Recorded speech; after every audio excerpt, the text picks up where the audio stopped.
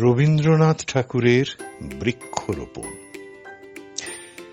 অসামান্য শ্রাবণ এখন, বৃষ্টি ধারাপাত, সোঁদা গন্ধ আমেজ, শাওন বৃষ্টি ভেজা মেঘলা দুপুর বা বিকেলে বাড়িতে বসে কফির কাপে চুমুক দিতে দিতে জানলাল সার্সির ওপারে বৃষ্টি দেখতে যতটা ভালো লাগে, মনের গতি প্রকৃতিও কেমন টাল খেয়ে যায়। যত দূর চোখ যায় পশ্চিম ঘাট আরো নিবিড় সহজ সবুজ, প্রকৃতির সবটুকু বিশ্বাস ভেজা পথ, অবিরাম বৃষ্টিধারা, আরব সাগরের অতি উচ্ছ্বাস, কোথাও জমা জল, পাতে গরম ধোঁয়া ওঠে মুচমুচে ভাজা অবিকল নিয়ম মাফিক। কাঠ ফাটা বৈশাখ জ্যৈষ্ঠের পর বৃষ্টি সবার কাছেই সমারোহের। একটা জম্পেশ করে বর্ষামঙ্গল বা ঋতুরঙ্গ অনুষ্ঠানে সময়টার জন্যই যেন বরাদ্দ। আবার এরকমই একদিনে রবি ঠাকুর ছেড়ে চলে গেলেন আপামর বাঙালি জাতিকে। আজ বহুশ্রুত একটা গল্প মনে পড়ে গেল। রবীন্দ্রনাথ ও শৈলজারঞ্জন মজুমদারকে নিয়ে কোথাও একটা পড়া গল্প। শ্রাবণ আসন্ন, সালটা 1939। রবীন্দ্রনাথ তার গান পাগল ছাত্রটির কাছে বর্ষামঙ্গল কত দূর খোঁজ নেওয়াতে ছাত্রটির দুষ্টুমি, এবারে তো বর্ষামঙ্গল হবে না, পুরনো গানে বর্ষামঙ্গল করবে না। কবি ইঙ্গিত ধরতে পেরে কপট রাগ দেখিয়ে বলেছিলেন, হাতে এত কাজ। পরদিনই সকালে ছাত্রটিকে দিলেন নতুন গান, ওগো সাঁওতালি ছেলে। পরদিন আরো একটি গান, বাদল দিনের প্রথম কদম ফুল। সেই ছাত্রটি শৈলজারঞ্জন মজুমদার। কবিকে সেই ছাত্রাবস্থায় নাকি বলেছিলেন, আমার তো মনে হয় আনন্দবাজারের সম্পাদকীয় স্তম্ভটি আপনার হাতে দিলে তাতেও সুর বসাতে পারবেন। গুরুদেব প্রিয় ছাত্রকে আরো একটি বর্ষার গান লিখে উপহার দিয়েছিলেন, সঘন গহন রাত্রি ঝরিছে শ্রাবণ ধারা। শ্রাবণের আগমনে শুধু মথুরা ব্রজধাম বা বরসা নয়, দেশের রাধাকৃষ্ণের মন্দির মঠে ঝুলন যাত্রায় ভক্তদের খুশির প্রাণে আমেজ আনে। স্বামীর গৃহ থেকে কিছুদিনের জন্য পিতৃগৃহে এসেছেন রাধারানী। বৃক্ষ শাখায় ঝুলা বেঁধেছে গোপিনীরা, যমুনা তীরে কদম্ব বৃক্ষের ডালে হিন্দোল গতি সঞ্চার বাড়তে লাগল। রায়কিশোরী গোপীবল্লভের সুখাসনে তখন এক আনন্দ ঘন মাত্রা। হিন্দোলে দোদুল্যমান রাধারানী। গোপিনীদের উচ্ছ্বাস আর ধরে না। একবার তো রাধারানী তার দেহবল্লরীর ভারসাম্য ধরে রাখতে না পেরে একপাশে কাত হয়ে পড়েই যাচ্ছিলেন প্রায়। কানাইয়া চকিতে আরো নিবিড় ভাবে তাকে কাছে টেনে নেন। রাধার সাথে কৃষ্ণের যুগল সাজে মোহিত রূপ দেখে ব্রজবালারাও যেন আনন্দে বিলাসে পাগল পারা। এদের অলৌকিক সম্পর্কের মধুরতা গোপিনীরা সমবেত কণ্ঠে গিয়ে ওঠেন।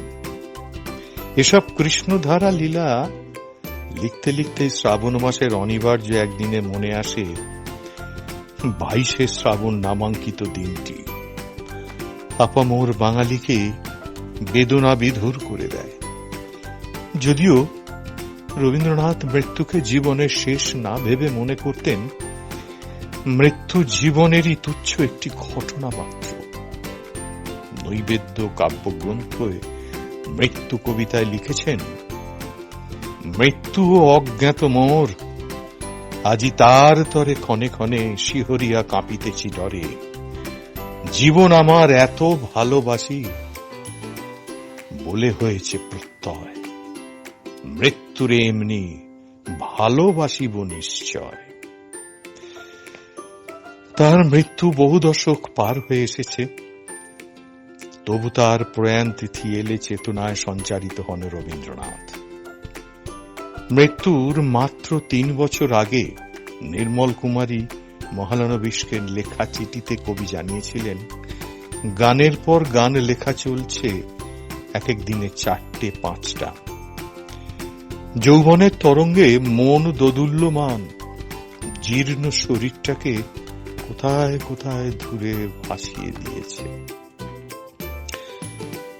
বস্তুত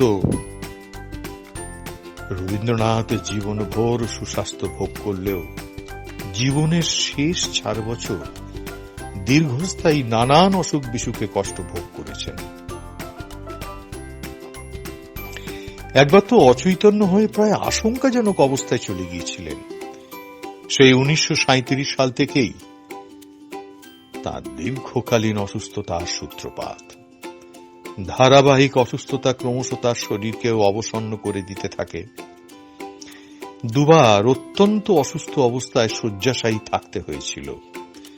এরপর ১৯৪০ সালে আবারও গুরুতর অসুস্থ হওয়ার পর থেকে কবি আর সুস্থ হয়ে উঠতে পারেননি। ভানু সিংহের পদাবলিতে মৃত্যুকে কবি বর্ণনা করেছেন, মরণ রে তুহু মোম শ্যাম সমান, মেঘ বরণ তুজ মেঘ জটা জুট, রক্ত কমল কর রক্ত অধর পুট, তাপ বিমোচন করুন করো তবে, মৃত্যু অমৃত করে দান তুহু মম শ্যাম সমান। আবার মরণ মিলন কবিতায়ও তাকে বলতে দেখি, অত চুপি চুপি কেন কথা কও, ওগো মরণ, হে মোর মরণ। 22শে শ্রাবণ, এই দিনটি আসার বেশ কিছুদিন আগে থেকেই রবীন্দ্রনাথ গুরুতর অসুস্থ হয়ে পড়েছিলেন। তার কিডনি কাজ করছিল না, নানান উপসর্গ শরীরে তখন জেগে বসেছে।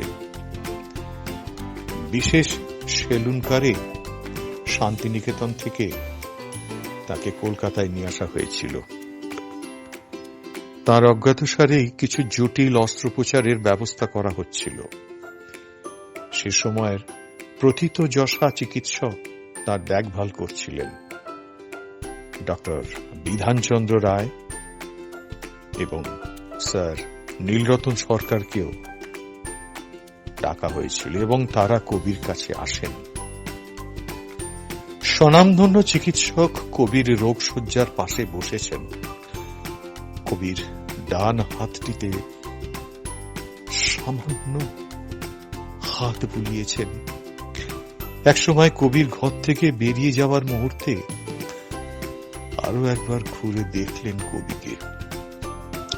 নীলরতন সরকারের এই ঘুরে দাঁড়ানোটাই উপস্থিত সকলকে বুঝিয়ে দিয়েছিল রবি কবির অস্তাচলে যাওয়ার সময় সমাগত প্রায়।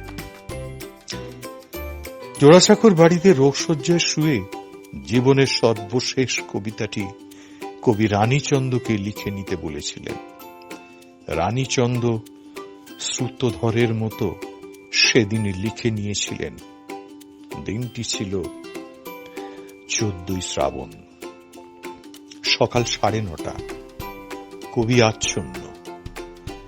সেই অবস্থার মধ্যেও হঠাৎ যেন শেষবারের মতো জ্বলে উঠলেন। বলে গেলেন জীবনের শেষতম কবিতাটি। লিখে নিলেন রানীচন্দ, তোমার সৃষ্টির পথ রেখেছ আকীর্ণ করি বিচিত্র ছলনা জালে, হে ছলনাময়ী। রবীন্দ্রনাথ তার ছেলে রথীন্দ্রনাথের সঙ্গে অবনীন্দ্রনাথ ঠাকুরের ভাগ্নী বিধবা প্রতিমা দেবীর 1910 সালে বিয়ে দিয়েছিলেন। জোড়াসাঁকো পরিবারে সেই প্রথম বিধবা বিবাহ। পুত্রবধূ প্রতিমা দেবীকে অশক্ত কবি রানী চন্দকে দিয়ে চিঠি লিখিয়ে তাতে কাঁপা হস্তে সই করে দেন বাবা মশাই।